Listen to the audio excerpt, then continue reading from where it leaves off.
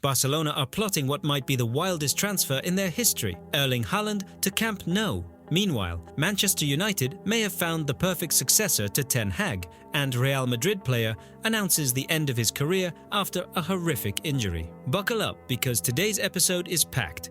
Ready to dive in? Let's get started.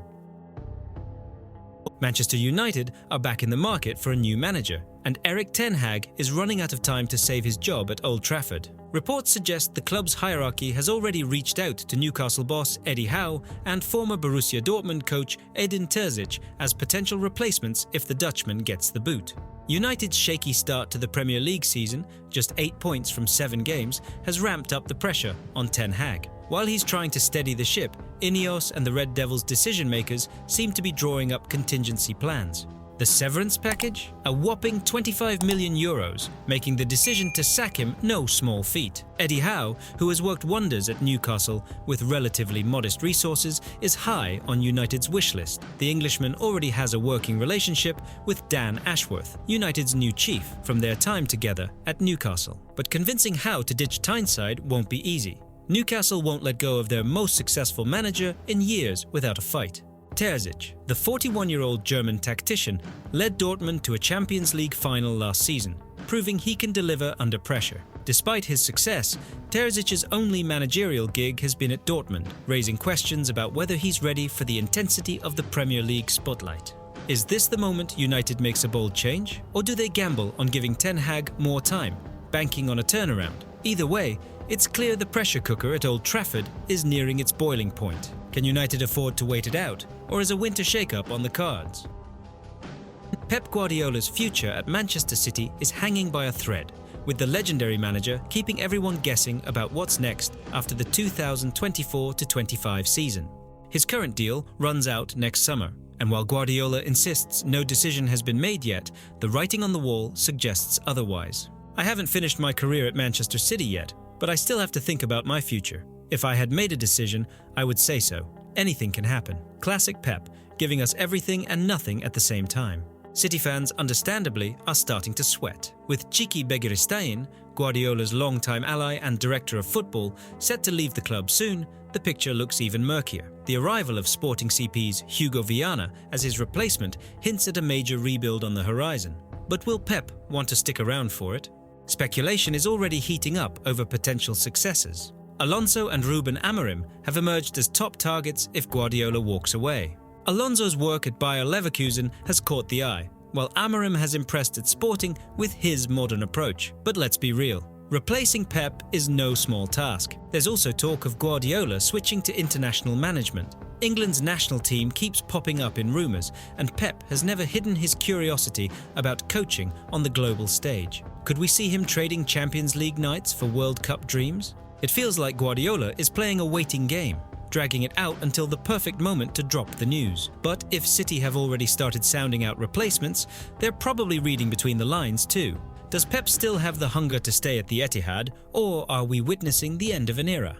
Whatever happens, one thing's clear: Manchester City without Pep will be a whole different ballgame. Who's ready for it?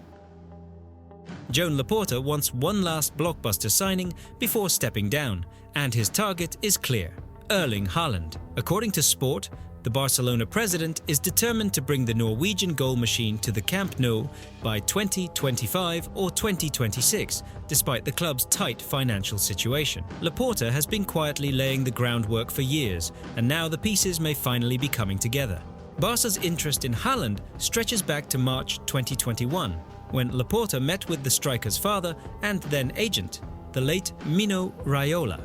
Although Haaland chose Manchester City, the Blaugrana have stayed in touch, and Laporta now feels it's time to reignite the pursuit. Key to his confidence, his strong rapport with Haaland's current agent, Rafaela Pimenta, and the possibility of Pep Guardiola leaving the Etihad, a factor that could shake Haaland's future plans. Despite Robert Lewandowski's red-hot form this season, 12 goals and 2 assists in 11 matches, the Pole is 36, and Barca knows it needs to plan for life after him. Laporta dreams of pairing Haaland's firepower with the reopening of the renovated Spotify Camp Nou, creating both spectacle on the pitch and buzz off it. Laporta will do everything to make this happen, reports Sport. With Man City facing potential sanctions over financial breaches, the timing might just be perfect for Barca to pounce. But can they pull it off financially? That remains the big question. Is this just Laporta's swan song or the start of a new era for Barcelona? Whatever happens, one thing's for sure: Barca won't give up easily.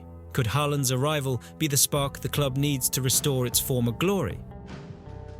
Pep Guardiola has reportedly instructed Manchester City to re-sign Cole Palmer, according to Fichajes. The move would represent a stunning U-turn after the club sold the youngster to Chelsea for £42.5 million just last year.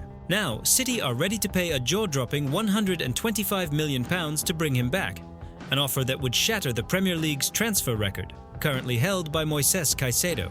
Palmer wasted no time proving Chelsea's investment was a steal. He lit up Stamford Bridge, winning Chelsea's Player of the Season, PFA Young Player of the Year, and PFA Fans Player of the Year awards. With another scorching start this season, it's no surprise City are regretting the sale. Pep's urgency to secure Palmer reportedly stems from growing doubts about Kevin De Bruyne's future. The Belgian maestro, now 33, has been plagued by injuries and enters the final year of his contract. But here's the kicker: Chelsea aren't exactly keen on losing their rising star. Palmer penned a new deal in August, keeping him tied to the Blues until 2033. Crucially, there's no buyback clause in the original agreement, meaning Chelsea can block any offer, no matter how astronomical. And with City potentially facing financial fair play sanctions, and Guardiola himself rumoured to be eyeing a switch to the England national team, Palmer's return to Manchester looks anything but guaranteed. Can Chelsea really resist £125 million?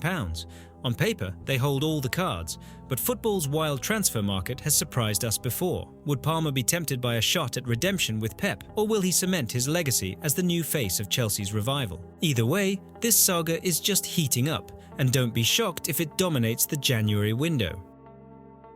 Manchester United have locked in on Ben Chilwell as their top target for the January transfer window. With Luke Shaw and Tyrell Malacia both sidelined by persistent injuries, United are desperate to bolster the left-back position, and Chilwell's fall from grace at Chelsea presents a tantalising opportunity. The England international has yet to feature in the Premier League this season under Enzo Maresca, stuck on the bench as Chelsea explore offloading him. Once vice-captain and a key figure, Chilwell now finds himself in the infamous bomb squad, with the Blues open to cashing in on him this winter. United believe this could be their chance to revive the 27-year-old's career. Sources close to Old Trafford are optimistic about a deal despite competition. Atletico Madrid are also sniffing around, hoping to leverage their strong relationship with Chelsea after landing Conor Gallagher this summer. But it's clear that United have made Chilwell their priority. Injuries have undoubtedly been a concern. Chilwell managed only 21 appearances across all competitions last season, battling hamstring and knee issues. But with Shaw also plagued by injuries and Malacia unreliable, the Red Devils can't afford to gamble on waiting any longer. Ten Hag's squad needs stability, and they're betting that Chilwell can deliver. Sure, some fans might question whether Chilwell still has what it takes, but when fit, he's shown flashes of brilliance. Can the England international rediscover his old form at Old Trafford? It's shaping up to be a frantic January window, and United look ready to make their move. Will it pay off, or are they setting themselves up for another injury headache? It looks like Antony's days at Old Trafford are numbered. Manchester United have reportedly decided to offload the Brazilian winger in the upcoming January transfer window, with a loan move looking most likely. His former club Ajax are keen, and Premier League sides Newcastle United and Crystal Palace are sniffing around too. Antony arrived at United in the summer of 2022 with big expectations and an even bigger price tag: £82 million. But let's be real, he hasn't come close to living up to it. Just 12 goals and 5 assists in 86 appearances. Yeah, that's not the impact the Red Devils were hoping for. Fans are calling this one of the worst deals in the club's history. Ajax seems like the obvious landing spot for Antony, considering his previous success there. It's where he really shined, so maybe a return to the Eredivisie could help revive his career. Plus, the pressure's lower in Amsterdam compared to the Premier League, something that could suit Antony after his struggles in England.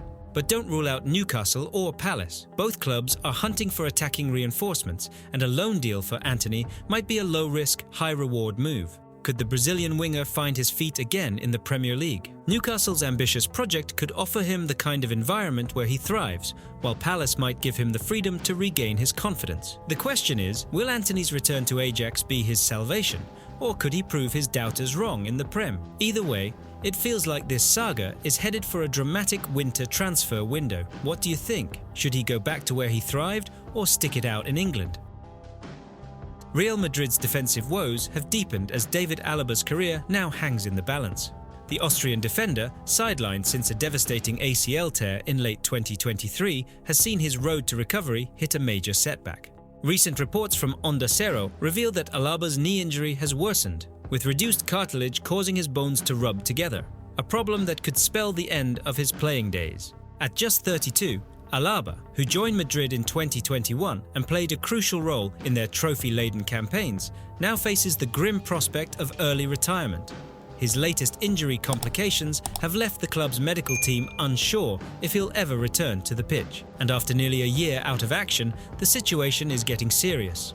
Alaba's persistent pain, stemming from cartilage loss, could be career-ending. This kind of injury doesn't heal easily, and the mental toll it's taking on the defender can't be ignored. Real Madrid, understandably, are preparing for the worst. The January transfer window could be their chance to bolster a shaky backline. With no certainty around Alaba's future, the club's focus may shift towards securing a top-level central defender. Alaba was meant to return this October, but as things stand, that seems like a distant dream.